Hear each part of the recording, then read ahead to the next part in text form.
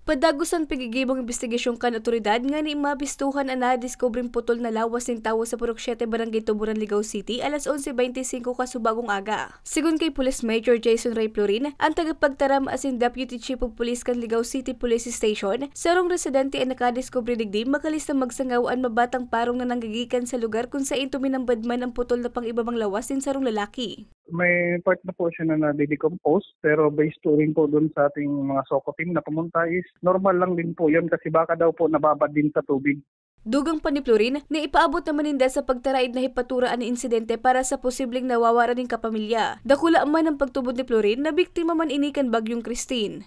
Ako lang po yung nananawagan kung sino po ang makakarinig po nito. Kung meron po kayong mga kilala o sa inyo mismo na nawawalan po ng pamilya, magbigay po kayo ng makipag-ugnayan po kayo sa Ligao CPS para po ma-compare po natin, makita po natin at baka sa inyo po itong matagpuan po nating bangkay dito sa Ligao City. Sa presente, nasa punerarya pa ang bangkay kan biktima. Para sa mga Baratang Tatak Bicol, Regine Boy.